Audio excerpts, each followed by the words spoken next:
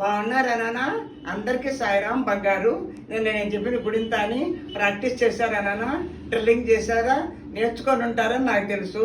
హ్యాపీగా ప్రాక్టీస్ చేసి ఉంటారని నాకు తెలుసు. నేరుగా వచ్చి రాయండి గుడింతాలు నేర్చుకోండి అనకుండా మీకు ఒక చిన్న కథ చెప్తాను నాన్న. తల్లిదండ్రులకి నమస్కారం చేసుకొని రోజు చెప్తున్నాను కదా నాన్న. తల్లిదండ్రుల యొక్క ప్రాముఖ్యత ఏంటో ఒక కథ ద్వారా మీకు తెలియజేస్తాను నాన్న. ఒక ఊర్లో ఒక తల్లి తండ్రి ఉండేవాళ్ళమ్మ. వాళ్ళకి 2 కొడుకులు ఉండేవాడు. పెద్ద కొడుకు ఎప్పుడు కూడా అమ్మకి నాన్నకి నమస్కారం చేసుకొని బయటికి వెళ్ళేవాడు. చిన్న కొడుకు హాయ్ డాడ్, హాయ్ మామ్ అంట బాయ్ చెప్పేసి వెళ్ళిపోయేవాడు. వీళ్ళు పెరిగి పెద్ద అయిన తర్వాత ఈ పెద్ద అబ్బాయి జిల్లా కోర్టు ఉంటుంది కదా, దాంట్లో జడ్జిగా చేరుతాడు. ఈ చిన్న అబ్బాయి బంట్రోతుగా చేస్తాడు. పెద్ద అబ్బాయికి అందరూ నమస్కారాలు చేస్తే చిన్న అబ్బాయి రండి జడ్జి గారు లోపల ఉన్నారండి, నమస్కారం అండి అని చెప్తున్నాడు. తల్లిదండ్రులకు నమస్కారం పెట్టిన అబ్బాయి అందరికీ నమస్కారాలు పెడుతున్నాడు. తల్లిదండ్రులకు నమస్కారాలు పెట్టిన అబ్బాయి అందరి చేత నమస్కారాలు తీసుకుంటున్నాడు. కాబట్టి మనం ఏం చేయాలి? తల్లిదండ్రులకి ప్రాముఖ్యత ఇవ్వాలి. పేరెంట్స్ ఆర్ లివింగ్ గాడ్స్ అని చెప్పాను కదా నాన్న.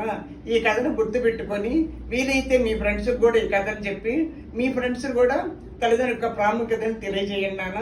ఇప్పుడు welcome to Sarojini Devi Telugu channel. మనం ఇప్పుడు గుణింతో నేర్చుకుంటాం నాన్న. ఇప్పుడు డాగుణింతో నేను నేర్పిస్తాను. అందరూ వచ్చి శ్రద్ధగా వినండి, చూడండి, నేర్చుకోండి, రాసుకోండి, చదవండి. డాకు దీర్ఘమిస్తే డా, డాగుడిస్తే డి, డాగుడి దీర్ఘమిస్తే డి, డాకొమ్మిస్తే డు, డాకొమ్ము దీర్ఘమిస్తే డు, డాకు వృత్తమిస్తే డ్రు, డాకు వృత్తం దీర్ఘమిస్తే డ్రు,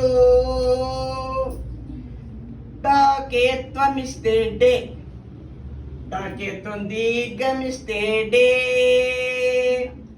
డాకైత్వమిస్తే డై, డాకోత్వమిస్తే డో, డాకోత్వం దీర్ఘమిస్తే డో,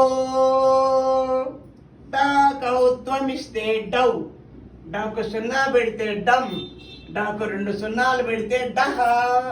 సెకండ్ టైం చెప్తున్నా నాన్న, వినండి, నేర్చుకోండి, డ్రిల్లింగ్ చేయండి. డా, డాకు దీర్ఘమిస్తే డా, డాగుడిస్తే డి, డాగుడి దీర్ఘమిస్తే డి, డాకొమ్మిస్తే డు, డాకొమ్ము దీర్ఘమిస్తే డు.